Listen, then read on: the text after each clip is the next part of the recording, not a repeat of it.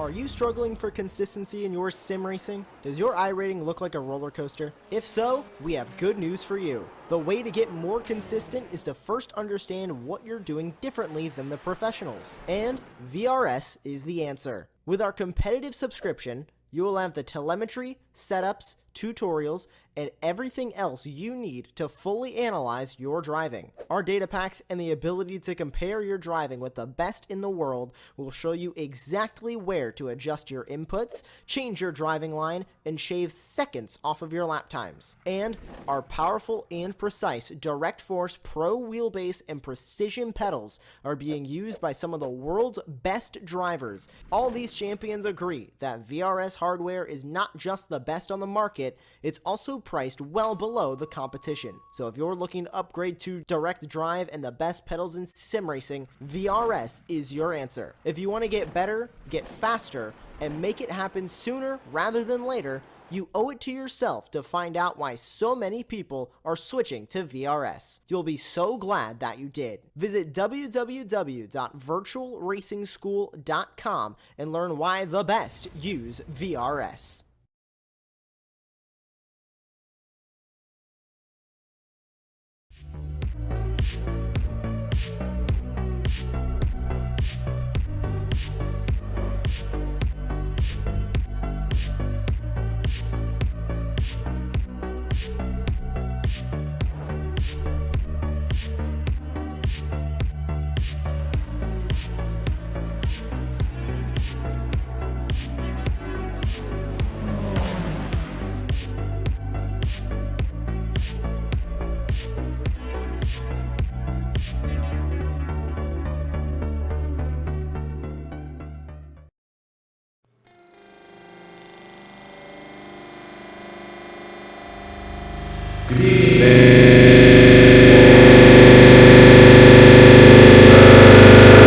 The field race.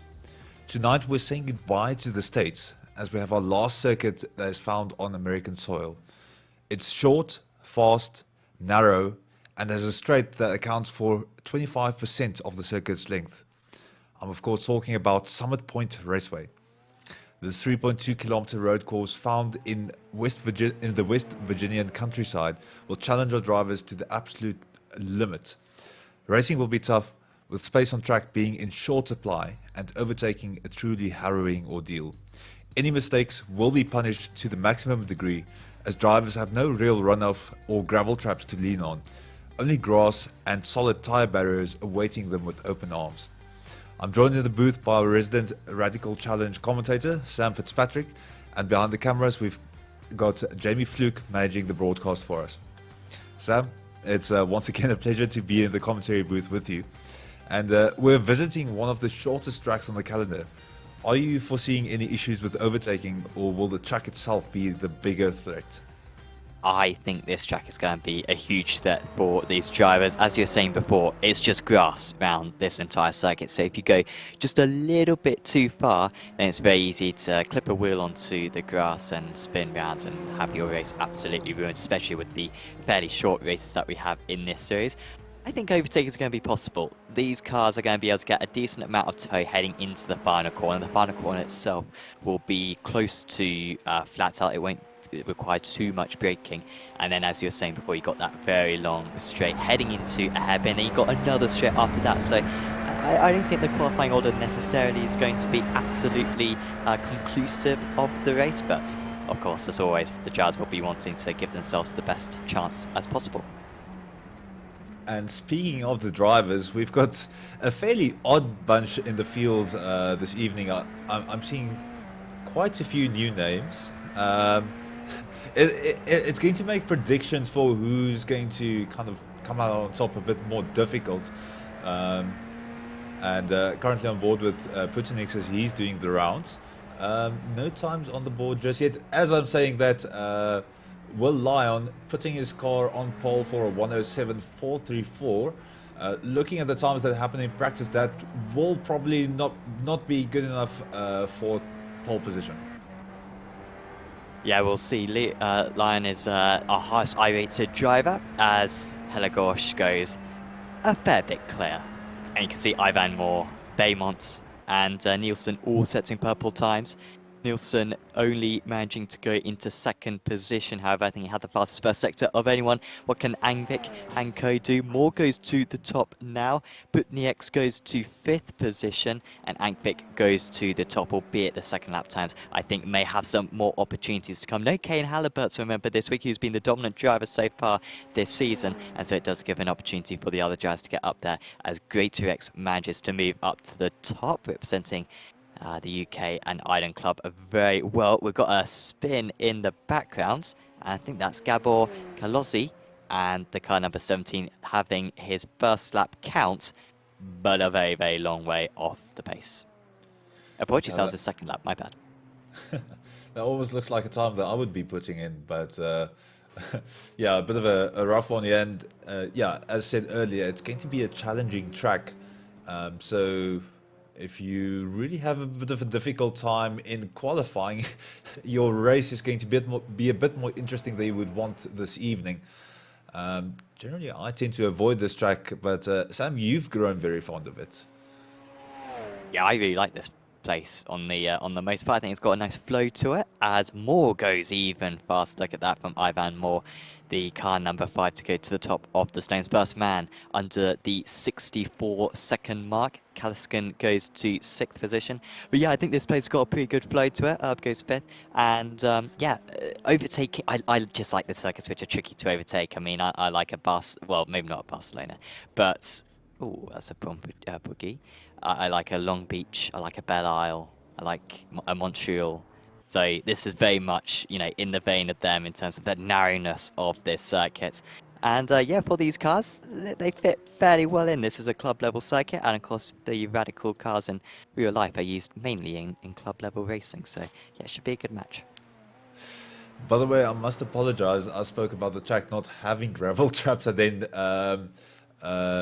Damien Guy actually finding the one gravel trap that I missed. So yeah, there is a bit of protection for the drivers, but I mean, it's absolutely non-existent on the crucial areas, and it's very, very fast corners. So maybe a slight bit of drafting, but not much.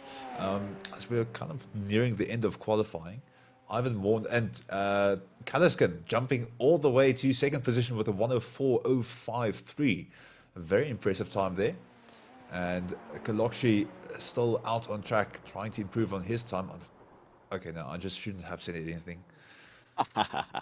I don't think it was going to count anywhere. At least on my screen, it's coming up as his 3rd lap, but that can get a little bit complex when it comes to drivers, you know, turning back to the pits on their first lap. It can sometimes appear a bit iffy on our screen. But at least from what I can see, everyone has put in all the lap times that they are allowed to set. So that should be it for the session. The in-sim time, by the way, we are in the morning. 6:20 in the morning, I believe. And so it looks quite picturesque. You've got a little bit of sun just peeking over the clouds occasionally. I've got very low graphic settings, must be said, so I might be missing something. But as far as I can see, it's just glinting off the Summit Point circuit a little bit. It'll look quite nice, albeit it might be a bit of a distraction for the drivers as they head round into turn 4, seemingly. It's probably one of the situations where you want your lowest graphic settings to not get that sun in front of your eyes. But yeah, it does look quite picturesque on the stream. I'm just going to take this quiet moment to thank one of our sponsors, Virtual Racing School. You can use them to improve your on-track performance with their 50+ data packs for road and oval racing. They've also got setups, track guides, data analysis software, which is very useful, and then one-on-one coaching if the need should be. And yeah, it looks like the drivers have had enough of qualifying. It is a very short lap, so the 8 minutes a lot more usable as opposed to some of our other tracks early in the season. So yeah. Also, thanks to another one of our sponsors, SDK Gaming. So that's what we're using for our overlays. You can use them to add a virtual live HUD to iRacing, show timing towers, enhanced relative boxes, minimaps, and fuel calculators, and more. You can stream to Twitch with the most complete overlay on iRacing. Also broadcast your league and series. SDK Gaming syncs your commentary team's cameras, so you can focus on the drive and the overlay with your broadcaster, very, very useful. And you can also adjust your team's strategy on the fly with the most accurate live timing on iRacing. So yeah, qualifying coming to an end, and we'll have your running order up on the screen very soon as they're starting to grid. So out in front, we've got Ivan Moore, absolute monstrous. Then Kalashkin taking second, Angvik third, Baymont four, Greatorex fifth, Stefan Erb in sixth. Then we've got Helagosh in seventh, Nielsen in eighth, Putniks ninth, Modesley in 10th, Murata 11th, and Lyon in 12th position.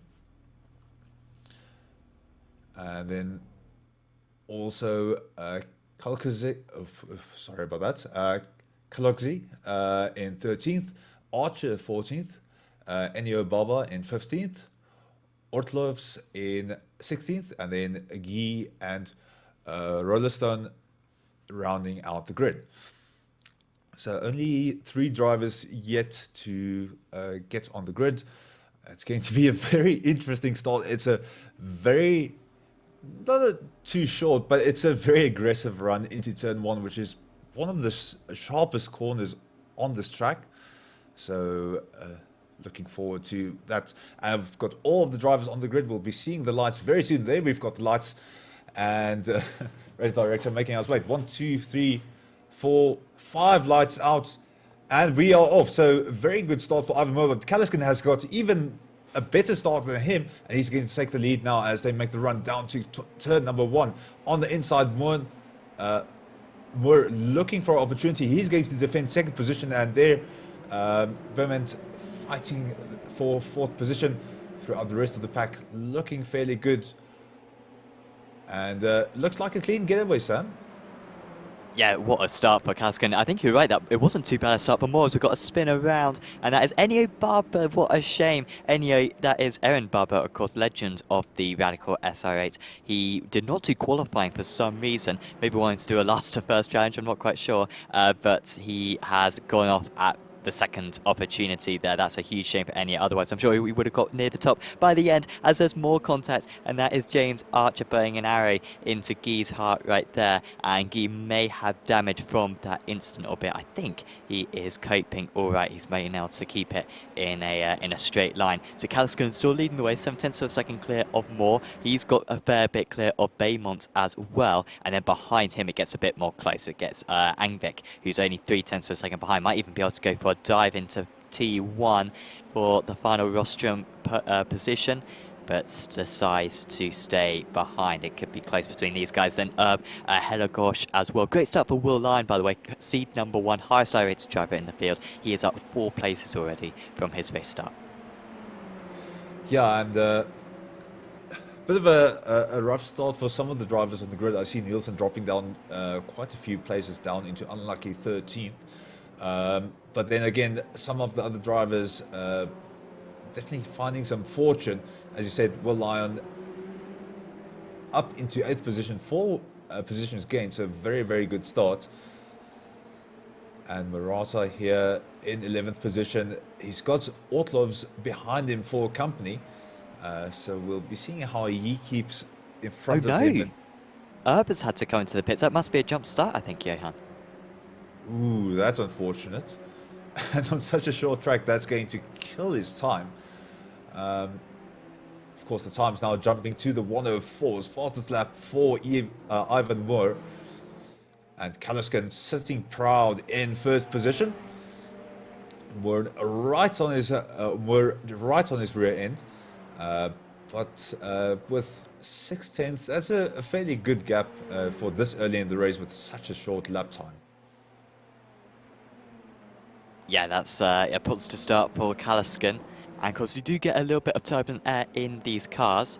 And so it can sometimes be tricky to stay close around this part of the circuit. It's a weird circuit because it feels like the start-finish straight it's really long. I don't think we can, state enough just how like flat out this part of the circuit is from here all the way to pretty much turn 3. It's very high speed, and then you have that kind of 5 or 6 corner section where it's just right, left, super slow speed, and it feels like a go-kart track pretty much at that point. And then you get onto this part of the circuit again. So very much a circuit of 2 halves, and it's going to be tricky to stay close around that twisty part of the track as the race goes on.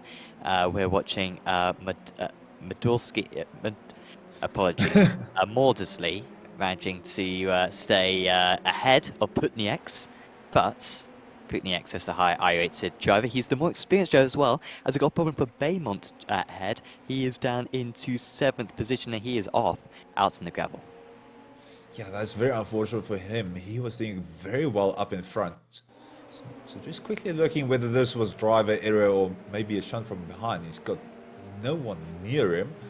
So on the braking zone into the corner, looks like a bit of grass making its way onto the track. And he just lost the rear there under braking. It's a very tricky corner, that turn number 3.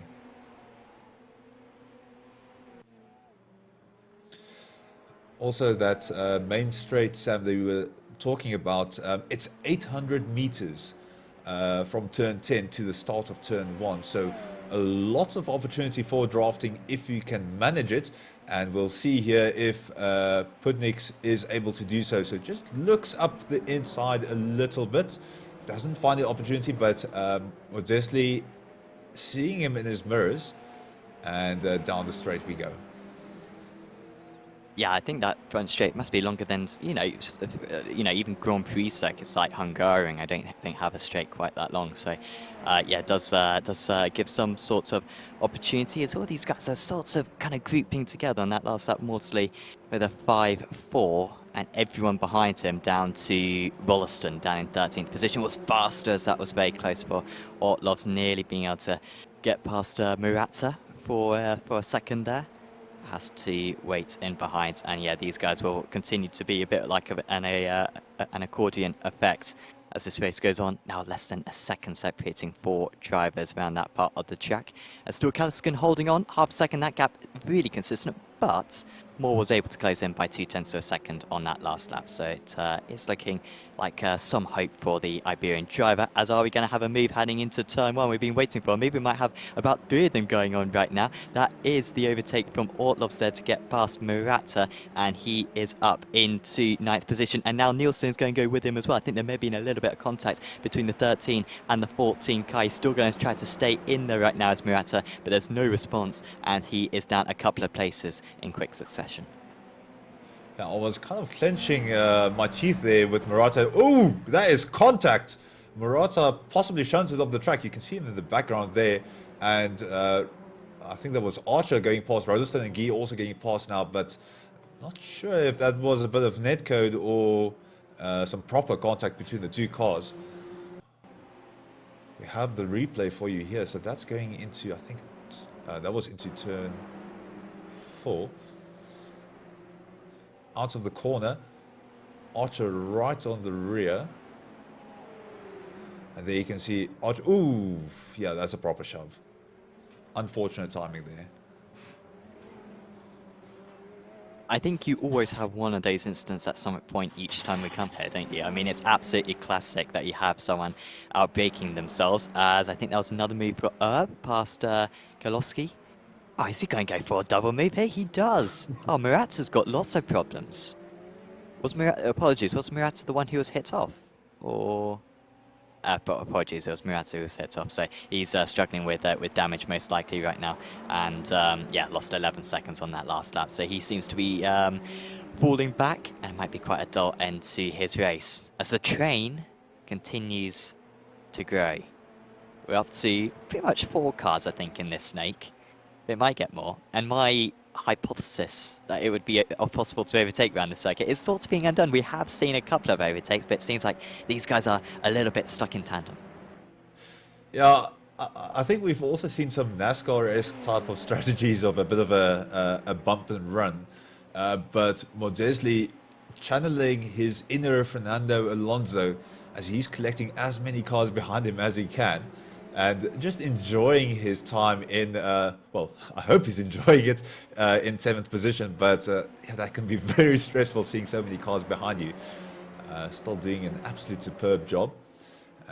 Will lie on a bit further down the road, so he's just got the open circuit in front of him, so if he can keep his car quick and stay away from making mistakes, he can do pretty well.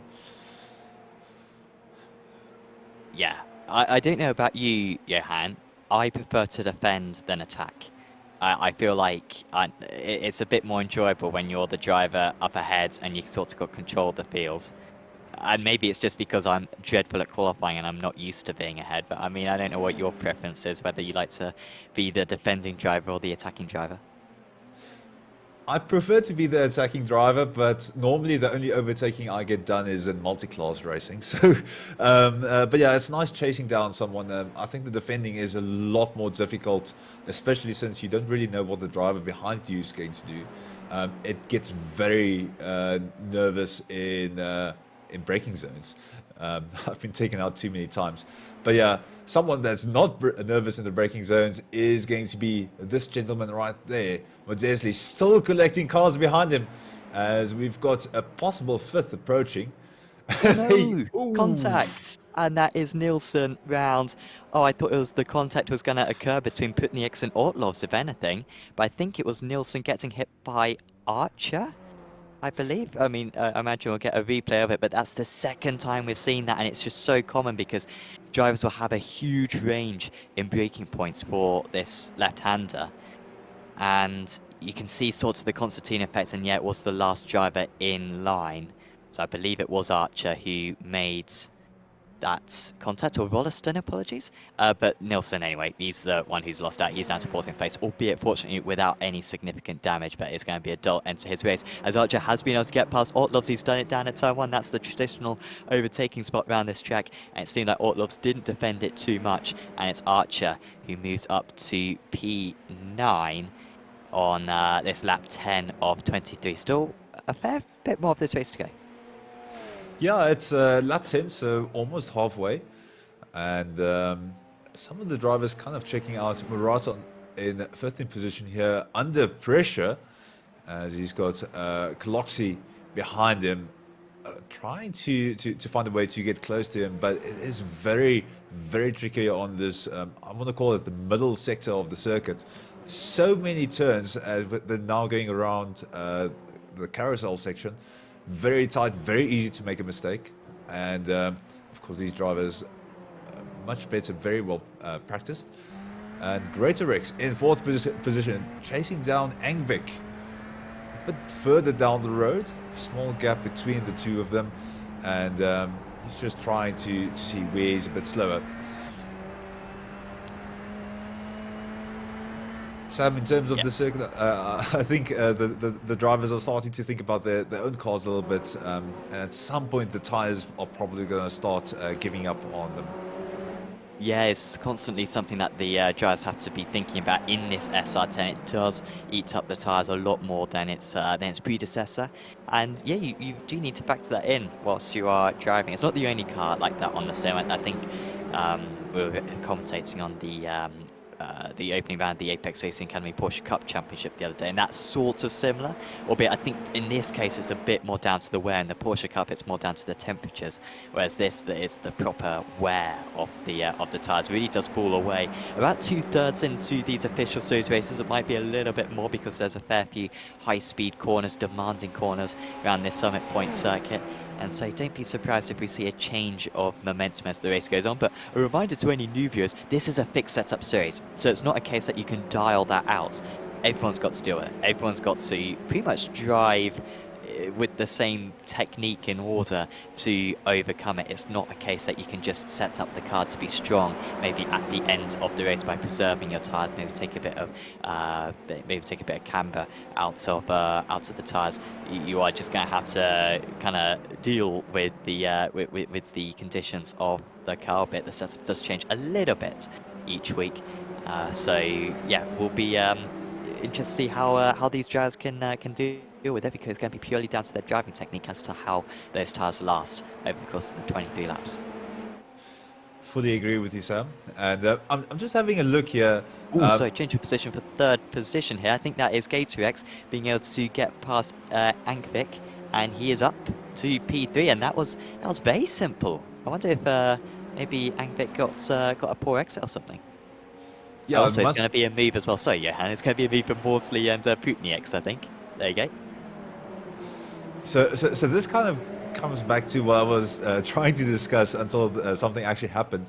But I think Modesley's secret at the moment is that turn 5, that F Gardner turn, where he's able to slow the pack down completely, kind of, as you said earlier, get the coordinate effect going, and then back everyone up. And then he seems to kind of shoot away from Putniks after that happens. So you can see keep an eye now on the pack behind him. Have a bit of a look at the gapping, although I think Putniks might prove me wrong here as they go through the carousel. And Montesley is looking a bit worse for wear than on the previous lap. So possible opportunity here as they go through turn number 9 and down the straight. Meanwhile, out in front, Kalaskin finding him under pressure. Moore bringing that gap down to 2/10 now. And they've got a nice straight piece of road to play around with. Not too much, sorry.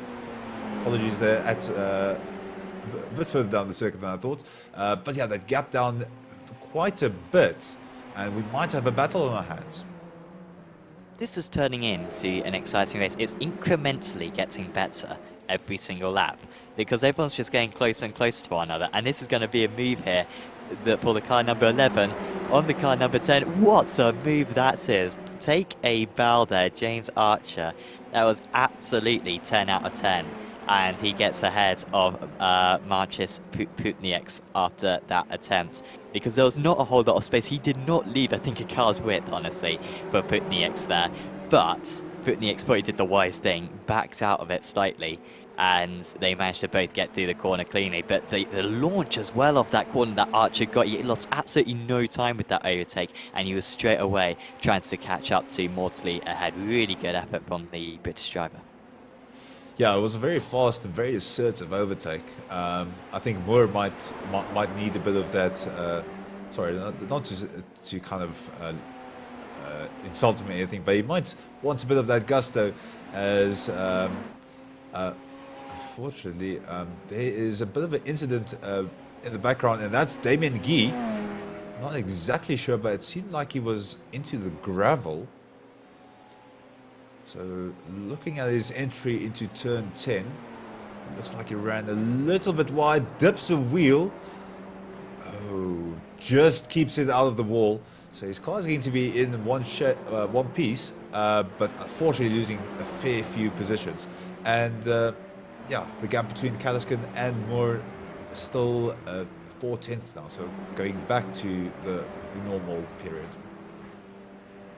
Yeah, I wonder if Kalaskin maybe made a mistake and that sort of gave Moore half an opportunity, or maybe it was an inspired lap too fair from Moore.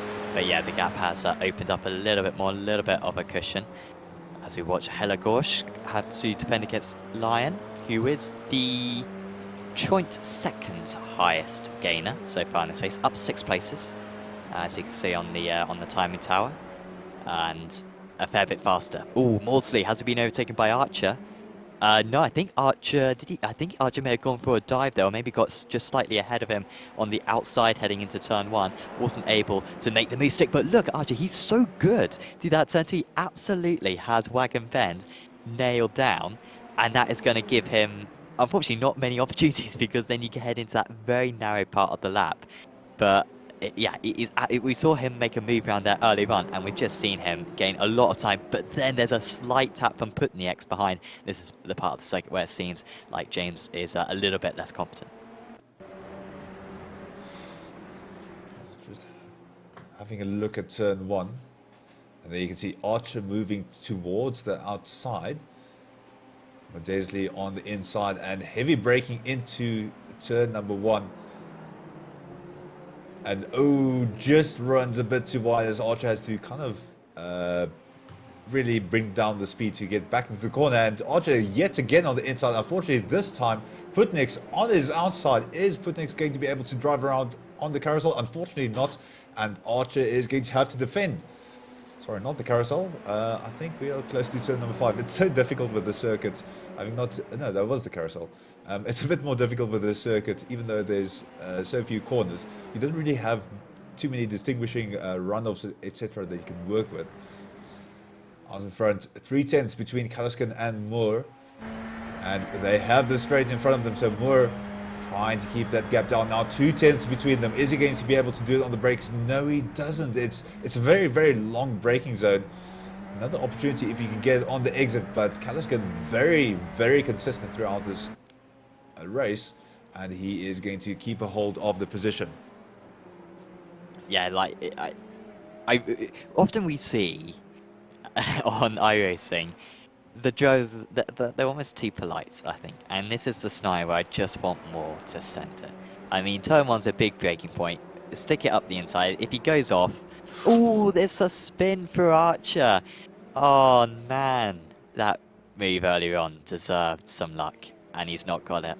He's down to 11th place, and we have seen already Putnieks make a little bit of contact around the carousel earlier on in the race.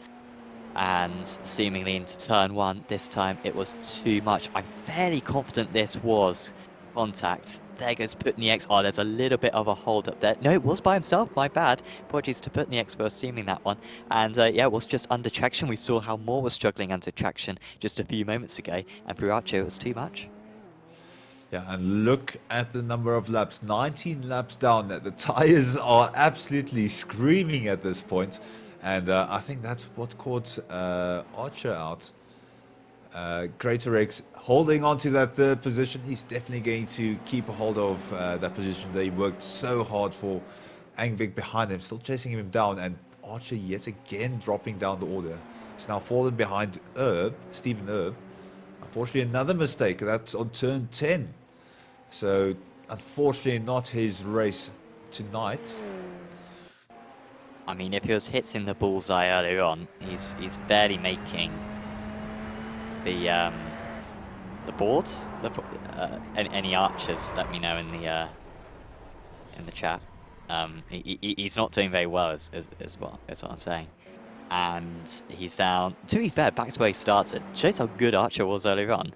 They managed to gain all those places, but yeah, his good work has been undone. Let's see if he can gain a couple of places by the end. By the way, quick shout out to Apex Racing Academy. Apex Racing Academy offering setups and check guides and data packs to yeah, anyone who signs up. You've got a range of subscription levels. You've got the bronze, which gives you access to just one car, but it's for a very cheap price. And then you've got the silver, which gives you access to all the cars. Also, you can get a gold, which I think gives you access to SDK Gaming as well, which is a really good subscription. It's what us guys at Apex Racing TV pretty much have access to. And it really does help yourself on iRacing. And of course, with that tuition as well, you can really nail down those couple of tenths, maybe even more than that, to improve your driving in whatever car you are in. So do check out Apex Racing Academy to get yourself a subscription, as we are heading into the closing stages of this race, and the gap still hovering around 0.3 of a second between the leaders.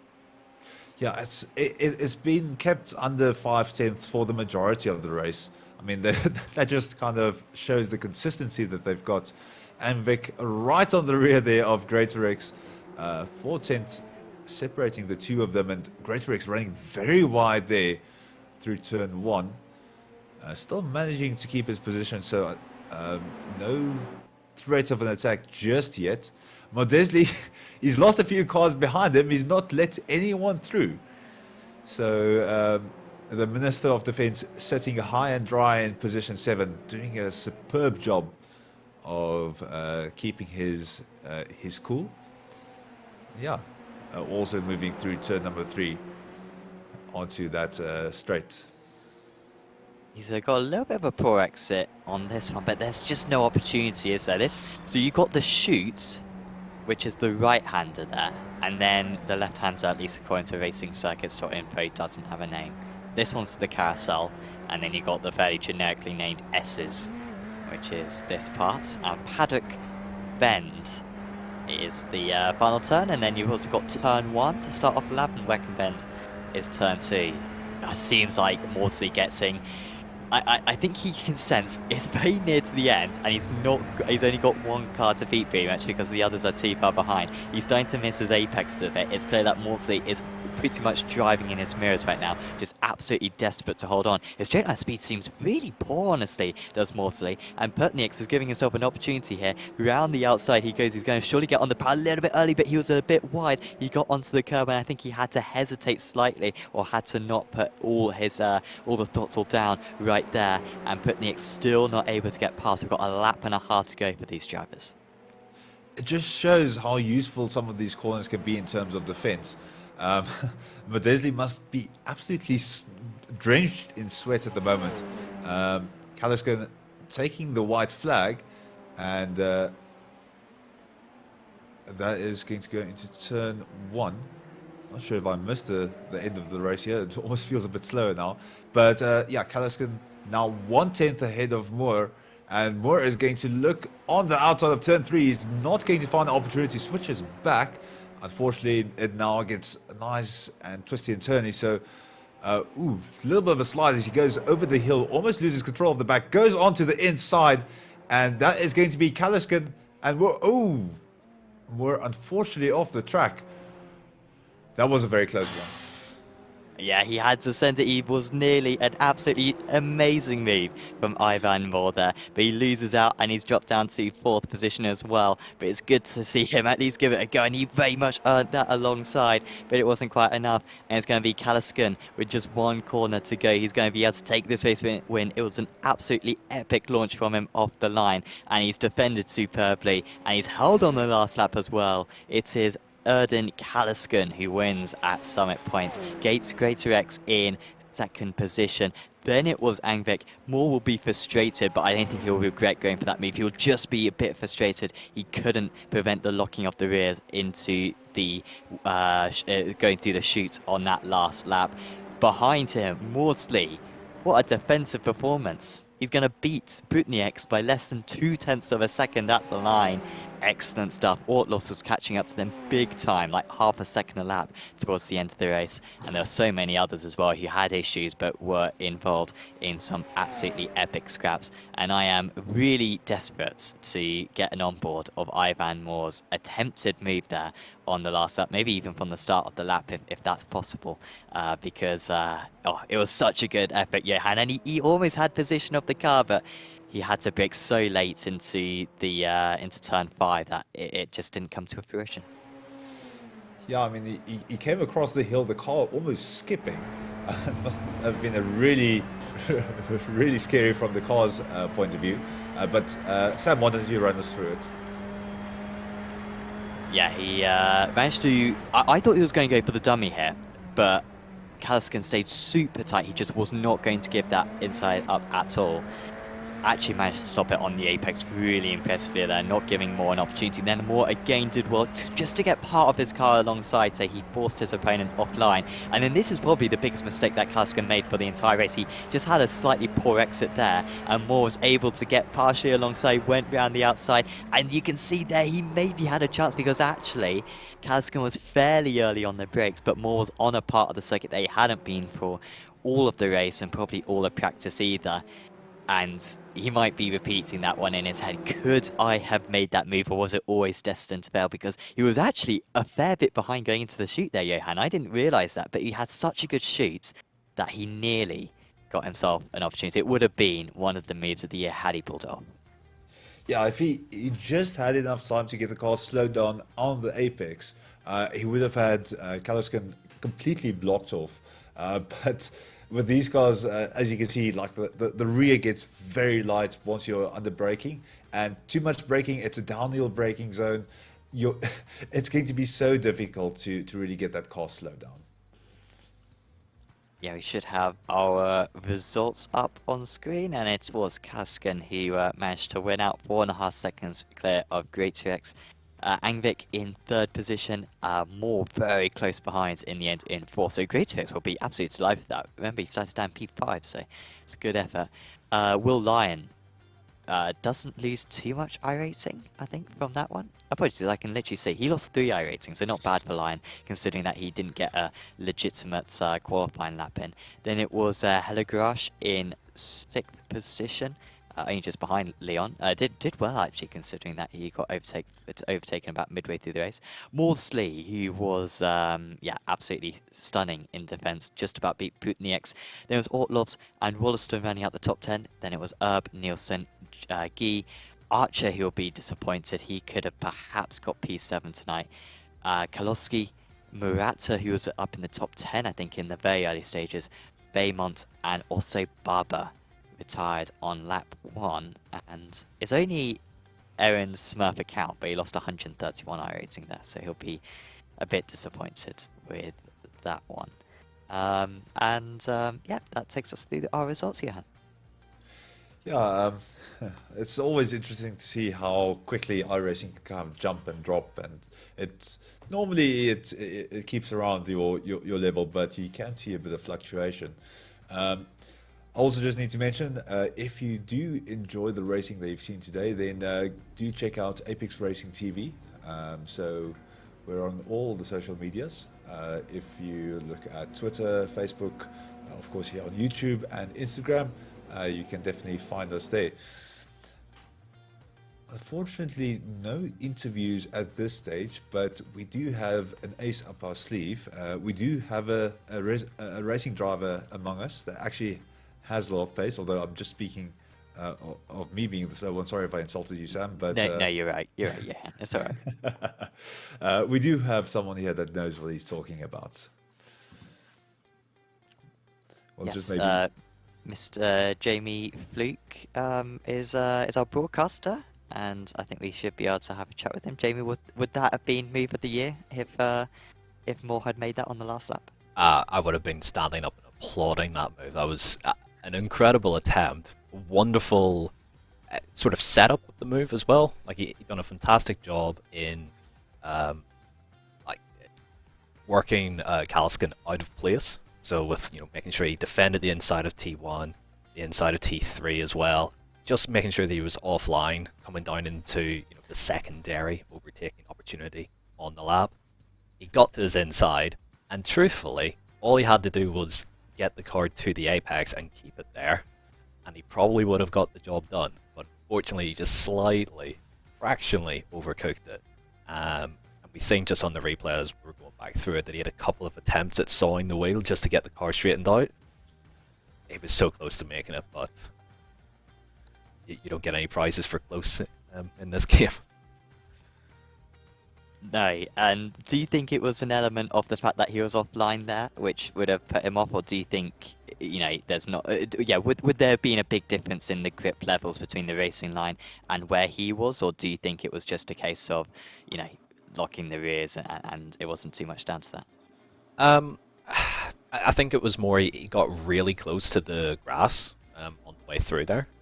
He might have gently touched it. I didn't quite catch it myself, but he was, I think, just slightly overcommitted more than anything. Kaliskin may have looked like he was early on the brakes, but he also knew the tires are shot at this point in the race, and there wasn't much left to give. And unfortunately, Moore just asked a little too much of the rear tire on that one, and just couldn't quite keep it on the road. And then looking at the schedule up ahead, next up we've got the Phillips Island circuit. Jamie, have you've probably raced there before, but have you had any experience of the track that you maybe gave you a bit of a preference for it, or maybe a slight distaste for it? Phillip Island's one of my top 3 favourites on the sim. Long, sweeping, flowing corners, no runoff at all, anywhere in the lap. My kind of track. It should suit the Radical fairly well, although it might take 4 or 5 laps for the rear tires to heat up a bit so you can get some rotation into the car. The first few laps will be a struggle, and qualifying will be very difficult. However, once you get into a rhythm around that track, it's an absolute joy to drive. So I'm really looking forward to a good race there next week. did you ever do the World Championship Grand Prix series around there, Jamie, or was that a little bit before your time? No, we did. I vaguely remember the 1 year that we did have it there, and it was the one time where I was convinced I should have stuck the car on pole position, bottled the lap, qualified 14th, only 2 tenths off pole. There's very little margin for error around that lap, because if you can get into a nice rhythm and flow, even in a car as big as an F1 car, as quick as an F1 car, everyone sort of hooks it up and fits quite nice around there. So yeah, I lost 2 tenths on the lap, started at midfield instead of pole, which was frustrating. But yes, fond memories of the track, and a big fan. Speaking of the midfield, I mean, normally you get a bit of action in the midfield, but this race was, to me personally, it just looked like a ton of fun, with Modesli kind of just keeping, what was it, 5 cars at some point behind him? Yeah. Uh, Yeah, a fantastic defense from him. Really, really very good. He at no point looked like he was particularly quick on track. I'm just sort of looking at the best lap times that everyone punched in over the course of the race, and he was consistently a second off nearly every car ahead of him. But he put his car in the right places, and more often than not, that's all you need to do to keep a whole host of cars behind you. So, full credit to him. I believe he's also the lowest iRating driver in the field, the 18 car. So to hold off everyone who's of a supposed higher rating and skill level than him, yeah, I think he did an absolutely phenomenal job, especially with the number of laps around here. He basically was on the defense for 23 straight laps without a break, without any respite, and he held on magnificently. I think my English vocabulary has already given up long ago. But yeah, definitely agree with you. Very, very strong defense. You might need to wipe down his seat when he's done now. I wouldn't imagine, even imagine the amount of sweat that he's gone through in this race. But yeah, definitely making it a bit more interesting. Sam, any other highlights that stood out for you? I think those 2 main highlights really were the main bits. I think the overtake from Archer on the outside at turn 2, I thought was absolutely lovely. Honestly, good race for overtakes, I think, across the event. So yeah, that one was absolutely epic. Yeah, we'll certainly have to put something on social media of this race, because I think this was perhaps race of the season. I think Red Bull Ring was maybe the best because it was so tight for the lead. There was 5 or 6 drivers who had a chance to take the win that day. But I think today was a fairly close battle. And once again, I mean, we've seen it pretty much every round. The bat sling in the SR10 is really, really good. It's not necessarily always at the front, and I think we get a decent amount of field spread, but there's always a good pack of cars providing some entertainment every single week. Definitely agree. So, looking at the schedule that we've got for the upcoming races here on Apex Racing TV, on the 23rd, so that will be tomorrow. For me, it's tomorrow. Almost midnight here, but we've got the Formula 3.5 Championship doing week 6 at Okayama. That's going to be quite interesting. It's a very big car for a bit of a smaller track, but very, very good matchup. Then we've got the SRF Weekend Warriors. They're going to Virginia on the 24th. IGP Fun Formula 3 VRS. They are going to do their round 6 at Red Bull Ring. That's also on the 24th, so on Sunday.